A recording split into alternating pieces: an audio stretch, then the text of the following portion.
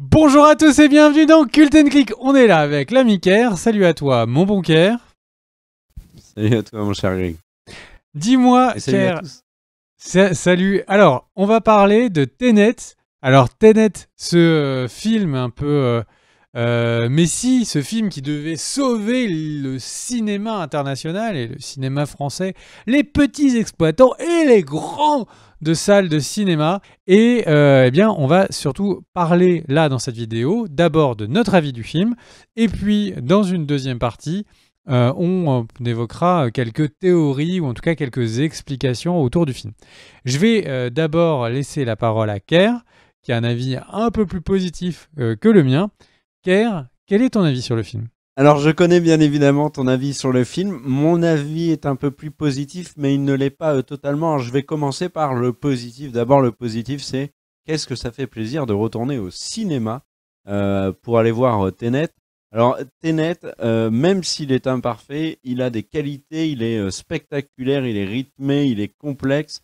Et rien que pour ça, et vu le contexte actuel que connaissent les cinémas, moi, je pense que ce film mérite d'être vu au cinéma. Rien qu'aussi, pour vous, vous donner votre propre avis sur Tenet, puisque Tenet est un film qui divise beaucoup. Certains l'adorent, certains l'adulent, certains le détestent, d'autres n'en ont rien à faire, et d'autres lui voient des qualités et des défauts. Alors moi, je vais commencer dans les qualités. Un truc qui m'a vraiment satisfait dans Tenet, c'est le casting. Le casting porté par John David Washington, qu'on avait vu dans le film de Spike Lee, que je n'arrive absolument pas à dire le nom, Black Kaka Man, ou je crois que c'était ça le titre, je ne sais pas le dire, je suis désolé. Dans Tenet, il est très bien, même s'il a un personnage qui manque, je trouve, de profondeur, ce qui n'est pas le cas de celui de Robert Pattinson, qui est pour moi vraiment l'acteur qui s'en sort le mieux dans Tenet. Il est très étonnant, il est tellement loin de Twilight, Pattinson. Alors bien évidemment, ceux qui suivent sa filmo le savent depuis longtemps, hein, que Pattinson, c'est tout sauf uniquement l'acteur de Twilight. C'est bientôt l'acteur de Batman, bien évidemment. Et il est très bon dans ce film.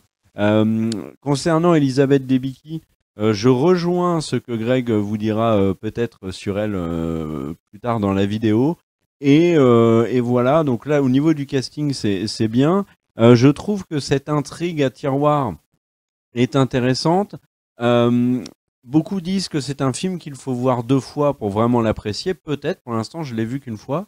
Le problème, c'est que j'ai pas très envie de le revoir, en tout cas pour l'instant, parce que bon, je connais l'avis de Greg et je vais le rejoindre sur beaucoup de points, donc je vais pas trop développer. Mais on sent que Nolan a une idée, on va dire un socle, que ce socle est posé sur des sables mouvants, que ça tient pas vraiment debout, et qu'au-dessus, il te place une intrigue qui, pour le coup, est intéressante, qui a quelques loupés, mais mine de rien, ça n'empêche pas que bah, le socle, il est un peu branlant, donc ça, c'est dommage, et ça fait que bah, déjà, il y a énormément de points du film qu'on a du mal à saisir, et puis on en sort en se disant oui, mais attends, là, est-ce que c'est pas une supercherie ce que je viens de voir? Euh, voilà. Et alors après, je parlais de rythme, de côté spectaculaire. C'est vrai. Par contre, il y a des. Mais là encore une fois, Greg vous en parlera mieux que moi. Il y a des scènes, notamment d'action dans la scène finale. Euh, c'est extrêmement brouillon, mais c'est pas évident d'y trouver le sens. On a l'impression vraiment que Nolan a mis en scène quelque chose de très spectaculaire en faisant fi finalement du sens que pouvait avoir la scène. Donc voilà. Et un dernier élément qui, là pour le coup, est très positif de mon côté, c'est que ça faisait longtemps que j'avais pas eu un film où quand je suis sorti, j'ai été vraiment très intéressé par les différentes théories qui existent autour de Tenet. Et ça, c'est cool, je trouve, en cette période de disette, que ce soit cinématographique ou en termes de séries télé, où on est un peu en manque de théories, nous qui aimons particulièrement ça, notamment sur la chaîne, et ben dans Tenet, on a. Et ça, c'est cool. Et ça m'a fait plaisir. Mais si je devais le regarder dans l'ensemble de la filmo de Nolan, c'est peut-être le Nolan que j'ai le moins apprécié. Et c'est, à mon avis, incontestablement, le Nolan le plus mégalo aussi qu'il a fait. Voilà. Et toi, qu'en as-tu pensé, mon cher Bigby? Mon cher Greg? J'ai pas aimé. J'ai trouvé le film pas très bon et je vais vous expliquer pourquoi. Alors, moi, Christopher Nolan, c'est un des, voire le réalisateur que je préfère de ces dernières années.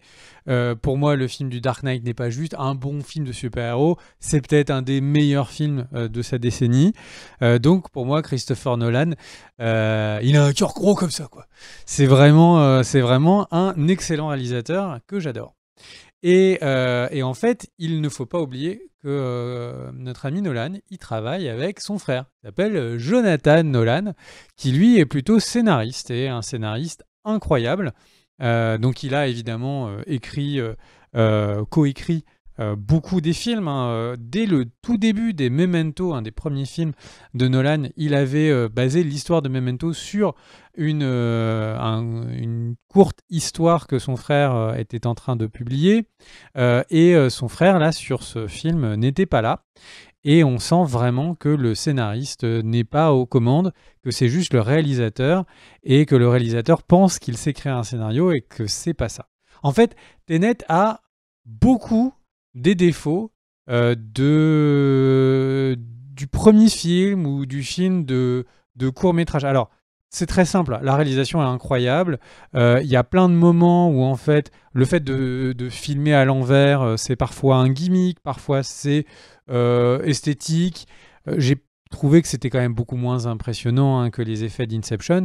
Un film, une idée, l'idée de la réalité qui se déploie et tout dans Inception, quand même avait plus de gueule.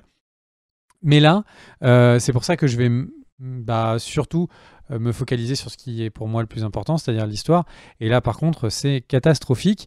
En fait, l'histoire de Tenet, comme je le disais, est vraiment, vraiment, vraiment ressemblante à une première histoire, un premier film écrit. Il y a beaucoup des défauts qu'on voit chez des étudiants. Alors, de quoi je parle, en fait, c'est il y a une scène d'action, une scène où on passe 10 minutes à s'expliquer ce qui vient de se passer. Et ensuite, donc, comme il y a beaucoup d'informations, parce que à ce moment-là, en fait, le réalisateur slash scénariste pense qu'il a vraiment écrit quelque chose de génial. En fait, il met énormément de temps à l'expliquer, et du coup, on passe le film à voir des personnages qui se déplacent d'un endroit 1 à un endroit 2, où ils parlent, blablabla, blablabla. Non, mais tu sais, en fait, alors je vais t'expliquer, un concept et tout, tu vas comprendre. Ensuite, il passe à un troisième endroit, hop, et c'est blablabla, on va s'expliquer un concept. Quatrième moment, pouf, une scène d'action qui est censée nous en mettre plein la vue. Ensuite, on repart, blablabla, où on essaye d'aller vite, parce que j'ai plein de trucs à vous expliquer, accrochez-vous à votre fauteuil. Et en fait, là où le film est extrêmement décevant, c'est que j'aurais aucun problème avec un film qui est extrêmement verbeux, mais qui est verbeux parce qu'il a tellement d'idées, là, toutes les 2 secondes, il y a une idée, toutes les 2 secondes, il y a une idée. Et en fait, ce film, c'est l'inverse.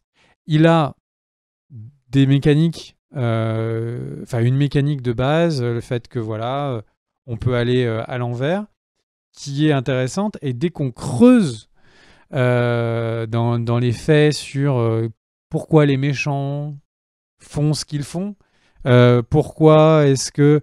Alors on parlera dans la deuxième partie de la vidéo un peu plus spoil, et on parlera justement des théories sur le film. Mais en fait, quand on creuse le pourquoi les gens font ce qu'ils font à l'image, très souvent, c'est complètement absurde. Les solutions qui sont données ou qui sont laissées sous-entendues sont complètement absurdes, mais j'expliquerai plus mon propos sur la deuxième partie de vidéo, parce que je pense que ça vous suffira pas si vous avez eu le film que juste j'en dise ça. Mais en gros, c'est extrêmement décevant. C'est-à-dire qu'on a un film qui dit « Ah, tu sais, je suis trop intelligent, tu vas avoir du mal à me comprendre ». Et en fait, quand tu passes du temps, tu te rends compte que au final, c'est plutôt niais, quoi. Donc c'est décevant. Le fait que les personnages s'appellent le personnage principal, c'est le protagoniste. Le fait que ce soit un protagoniste, je trouve que du coup, on a du mal à s'attacher à lui. On a vraiment l'acteur est vraiment bon. Moi, je l'ai adoré dans Ballers.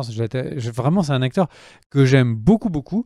Et là, en fait, c'est sans doute son rôle où j'ai le moins accroché à qui il était, ou si, en fait, eh ben, il mourait et Pattinson reprenait le rôle, ça aurait pas été très gênant. Et donc, on a vraiment un film qui est en panne sur ce qui fait le sel de l'écriture, la caractérisation des personnages, les enjeux.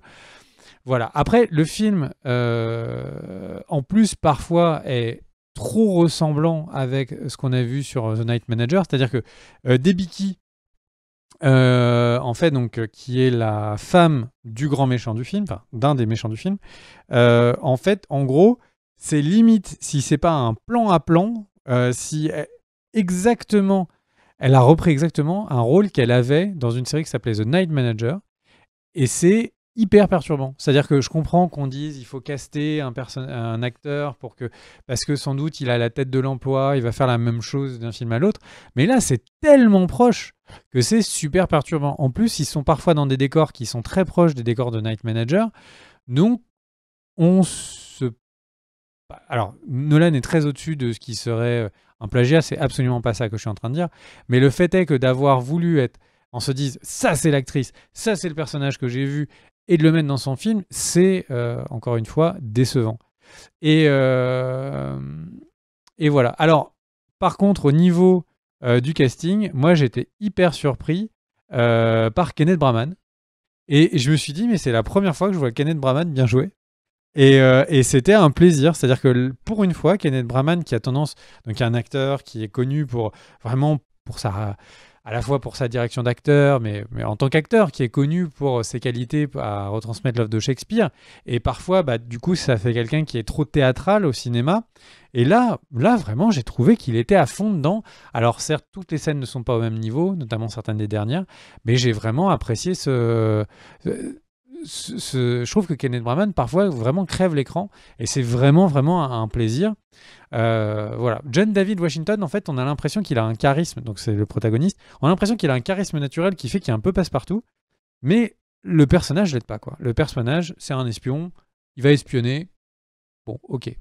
Donc voilà, donc on a une espèce de film assez branlant, où il veut faire l'intelligent, mais il n'est pas tant que ça. Et puis, pour moi, la scène d'action qui résume le film, c'est une scène d'action que vous avez sans doute pu voir, ne serait-ce que dans les trailers. C'est une scène d'action où un avion va s'écraser comme ça dans une zone d'un aéroport. Et Nolan, c'est quand même le réalisateur Dark Knight. On se souvient cette scène faite en trucage réel, hein, où il y avait un camion qu'il avait retourné comme ça dans cette scène où en fait le Batman allait attaquer le Joker. Ensuite, Dark Knight Rises, scène d'ouverture, hein, on a un avion qui est accosté, où on casse les ailes en plein vol, et puis ensuite il va être lâché pendant que Bane en fait s'en extirpe. Donc vraiment, la réalisation en effets normaux, impressionnant. Et là, en fait, c'est la scène incroyablement folle qui doit nous en mettre plein les yeux. C'est un avion à vitesse très raisonnable qui lentement va éclater un immeuble. Cette scène est anticlimatique totale. C'est limite comme dans les films comédie où on a comme ça une voiture à 20 km/h et on voit quelqu'un en face et il lui dit « Poussez-vous, poussez-vous !» Et pendant 5 minutes, la scène est le même mec qui est en train d'être à 20 km/h. Donc on a vraiment des scènes qui font flop de fou. Et la bataille finale, il y a clairement des moments où il faudra me montrer. Pour l'instant, je suis persuadé, peut-être je me trompe, mais il y a vraiment des moments où en fait les effets de revenir à l'envers, en fait, n'ont pas de sens, dans le sens où il y a des choses qui reviennent à l'envers, alors qu'en fait, ce qui s'y passe est à l'endroit. Enfin, on a vraiment l'impression que Nolan s'est complètement pris les pieds dans le tapis. Et alors, pour finir, en fait, je pense que c'est tout simplement un film qui est un film où il y a en fait Warner qui a besoin du succès de Nolan. Le cinéma, enfin, alors à l'époque, il ne savait pas qu'il y avait le Covid, mais Warner a envie d'avoir un Nolan fort. Nolan, c'est quelqu'un qui leur a fait des films à milliardaires, donc c'est vraiment important que Nolan soit fort. Et c'est un film où Nolan est producteur. C'est-à-dire qu'il est scénariste, il est producteur, il est réalisateur. Et en fait, un scénariste, c'est évident, ça sert. Et un producteur, ça sert aussi. Ça sert aussi à dire au réalisateur, écoute, là, tu pars en cacahuète, tu ne te parles plus qu'à toi, tu ne parles plus au public, ou de dire, attention, le budget, est-ce qu'il est bien investi? Est-ce que cette scène d'action avec un avion à faible vitesse qui écrase un immeuble, est-ce que vraiment c'est le truc le plus impressionnant de l'univers? Et en gros, on a vraiment l'impression que c'est juste Nolan en roue libre. Et j'ai juste envie de dire, Nolan, retrouve ton équipe de génie. C'est vraiment un grand réalisateur. Son frère est un grand scénariste, hein. Donc voilà. Donc j'ai envie vraiment de vous crier mon amour pour cette équipe, mais une équipe qui est explosée et qui là du coup fait un film qui est vraiment un peu nul. Je peux comprendre que les images restent belles. Enfin, vraiment, tout est bien, mais on est sur l'après chef-d'œuvre, quoi, vraiment sur ce film.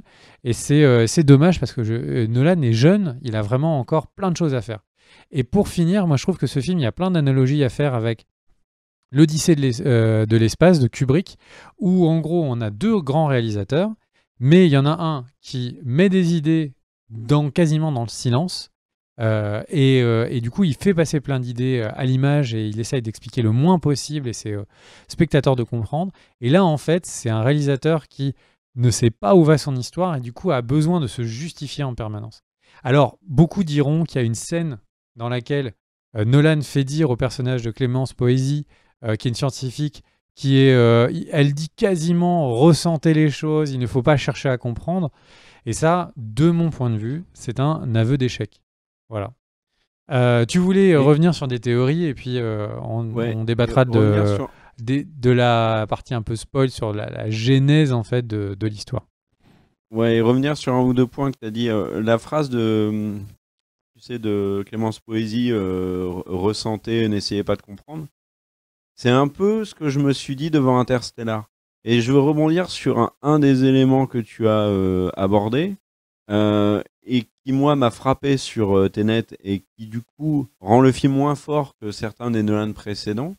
C'est que, même si au premier visionnage, tu ne comprends forcément pas tout, et c'était notamment le cas d'Interstellar, il y avait l'émotion qui était là. Il y avait une vraie émotion. Il y avait une vraie émotion aussi dans Inception, dans Le Prestige, etc., etc. Là, dans Tenet, pour le coup, j'en ai pas. Ça n'y est pas. Tenet est très mécanique, je trouve.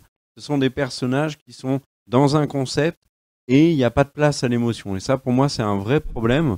C'est un film Pareil technique. C'est un film qui est fait techniquement par un réalisateur très technique qui veut faire des effets visuels avec ce système de ralenti. Techniquement, tout est très technique, tout est froid, l'image elle est froide. Il n'y a quasiment pas de couleurs qui en sortent. Alors oui, je sais, quand on analyse l'image, elle est un peu plus d'une couleur que d'une autre. Moi, je parle de saturation de l'image. Il y a très très très très peu de choses qui sont vraiment de l'ordre de la prise de risque esthétique. Tout est froid et c'est pas une prise de risque quand tous les blockbusters de ces dernières années sont des blockbusters désaturés. Excuse-moi, Car, tu voulais dire. Et Elisabeth Debicki, tu disais qu'elle avait le même rôle que dans The Night Manager, donc bon, je disais avant que je te rejoignais là-dessus. Et c'est dommage parce qu'Elisabeth Debicki, c'est vraiment une super actrice. Donc c'est dommage de l'avoir réutilisée pour ce même rôle-là. Maintenant, sur les théories, je disais que ça, j'adorais. Il y a une théorie que j'adore et qui est la plus répandue, mais pour le coup, je trouve que c'est une théorie qui donne énormément d'intérêt au film après l'avoir vu. C'est la théorie qui dit que donc le personnage de Robert Pattinson, Neil, est en fait Max, le fils d'Elisabeth Debicki. Et en fait, plus le temps passe, plus je lis de trucs dessus, et plus je trouve que cette théorie tient complètement, et elle va même plus loin, et c'est pour ça que je disais que je trouvais que Nolan avait fait ce film d'une manière un peu mégalo, et toi tu parlais du fait qu'il était réalisateur, producteur, scénariste, qu'il n'était pas entouré de son équipe habituelle, et qu'il avait les mains libres totalement sur le film. Alors après, je pense que la Warner n'attendait rien de Tenet, hein. Pour être très honnête, la date de sortie initiale, c'était en plein été. C'est une période qui est loin d'être la meilleure pour le box-office. Ils s'attendaient bien évidemment pas à ce que le film fasse le box-office actuel, qui est absolument catastrophique. Mais par contre, ça n'était pas le très très gros film de l'année. On l'avait d'ailleurs dit dans une vidéo sur de preview 2020, mais avant de deviner que le Covid allait arriver. Tout ça pour dire que la théorie sur Mac, vraiment, moi, me plaît beaucoup. Il y a une autre théorie que j'aime bien aussi. C'est celle où Clémence Poésy est l'inventrice de, tu sais, ah, j'ai oublié le mot. L'algorithme. Aide-moi. De l'algorithme, voilà. Donc de l'algorithme, et qu'elle est dans le passé, et que c'est elle qui, du coup, prévient le protagoniste en lui montrant les dangers potentiels de Tenet.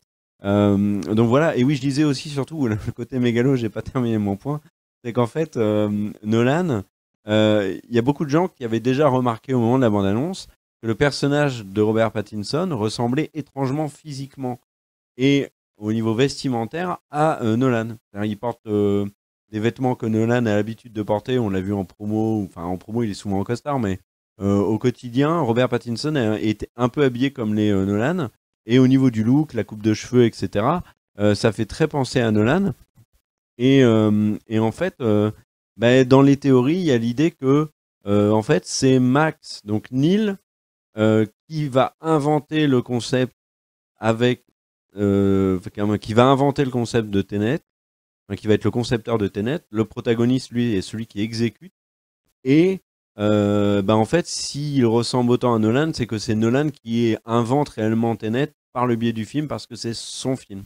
Tout ça, j'aime bien. Il y a vraiment des théories que j'ai beaucoup appréciées. Bon, on va pas tous les détailler, parce que l'idée, c'est pas d'analyser le film et de pondre 36 000 théories, il y en a plein.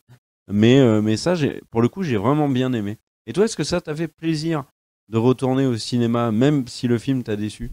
Parce que mine de rien, on a eu une sacrée coupure. Hein. Alors, moi, d'aller au cinéma, c'était un bonheur incroyable.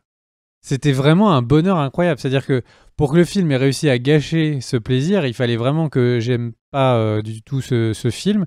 Parce que le fait de me prendre mon petit popcorn, mon petit Coca Zéro, et bah oui, parce qu'il faut pas trop de sucre hein, quand le popcorn est lui-même sucré, et du coup d'aller dans la salle, d'être là, etc. C'était vraiment un bonheur. Le fait d'avoir le masque ou les trucs comme ça m'a pas dérangé. J'avais trop envie d'aller au cinéma. Et là, ça m'a quand même un peu refroidi. La raison pour laquelle on a sorti cette vidéo que très tardivement, c'est parce que, en fait, vous l'avez senti, on n'aime pas, enfin, en tout cas, je n'aime pas trop ce film, et on voulait pas Moi, je sais envoyer pas un quoi en message. Pardon, K.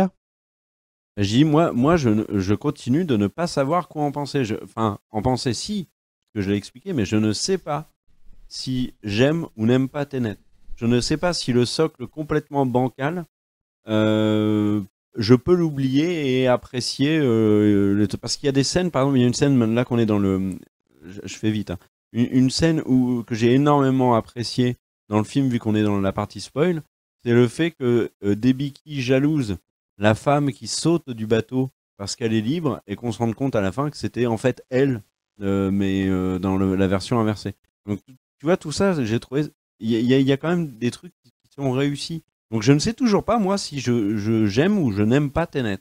En tout cas, il y a des Nolan que j'aime énormément. Alors, pour réagir sur ce que tu dis, en fait, le moment où Debicki se voit en disant en fait cette femme était libre et moi je le suis pas, etc., ça j'ai trouvé que c'était super. Mais c'est peut-être même la meilleure idée que le film a sur cette histoire de retour en arrière. Parce que tout à l'heure je disais oui, l'histoire avec un grand H de film n'a pas de sens. Alors, pour pas rentrer dans une vidéo théorie, analyse de Tenet, en fait, en gros, il y a beaucoup de théories sur comment le protagoniste rencontre Max, etc. Et qui en fait laisse sous-entendre que donc du coup ils se sont rencontrés donc dans le passé du protagoniste, en tout cas dans le passé par rapport au début de l'histoire. Et en fait, comme le personnage de Max est pas très vieux, il faut imaginer que s'il l'a rencontré du coup il y a je sais pas une dizaine d'années, ça sous-entend que du coup eh bien, en fait, le protagoniste a passé dans un caisson 10 années. Ou 10 années à reculons, avec un masque sur la tête. C'est juste improbable. On ne peut pas imaginer le gars qui, pendant 10 années, reste reclus dans un caisson.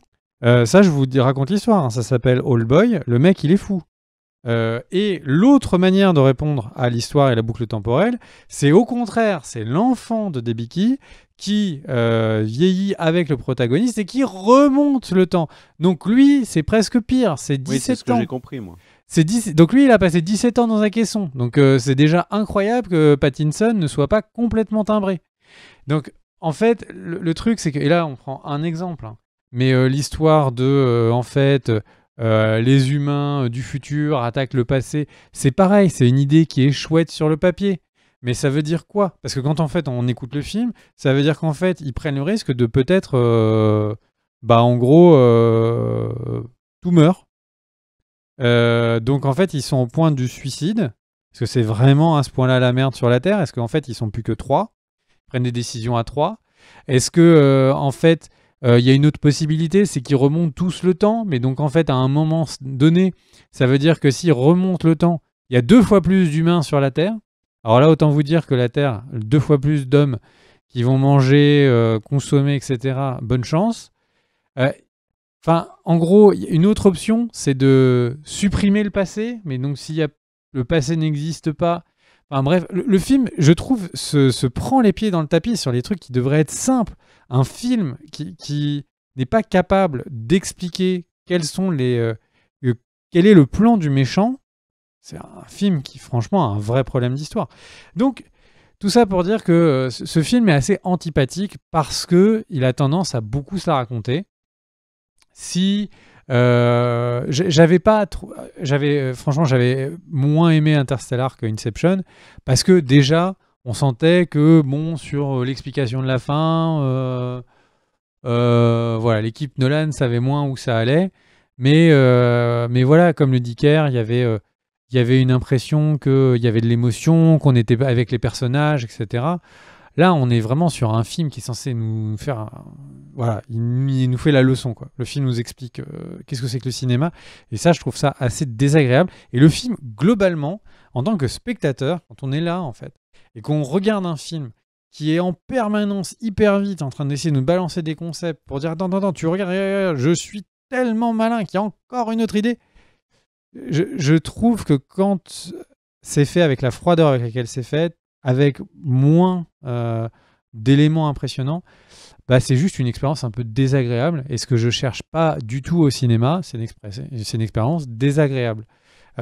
Voir un mauvais film et qui a quelques bonnes scènes, ou un personnage qui est un peu charismatique, ça me va. Enfin, je vais trop au cinéma pour espérer que chaque film sera bon. Mais un film ne doit pas être désagréable. Ça ne doit pas être une expérience qui est désagréable ou stressante. Voilà. Ou alors, c'est parce que vous aimez les films d'horreur et c'est la sensation que vous cherchez. Mais là, c'est juste désagréable, je trouve. Donc voilà. Donc un film que je vous conseille d'aller au cinéma pour soutenir le cinéma français. Mais concrètement, un film que j'ai pas du tout aimé voir. Kerr, je te laisse le mot de la fin. Allez-y aussi pour vous faire votre propre avis, parce que je pense que Tenet est un film qui, là, pour le coup, mérite de se faire son propre avis, et comme tu le disais, aussi, bien évidemment, aider les exploitants de salles qui connaissent une période extrêmement sombre. Merci à tous d'avoir regardé la vidéo. N'hésitez pas à mettre un petit commentaire, de dire ce que vous avez pensé de Tenet. Et puis, voilà, on remercie les tipeurs, cœur sur vous. Et puis tous ceux qui ont regardé la vidéo, on se retrouve très vite sur la chaîne. Des bisous, ciao, ciao mon cher Greg.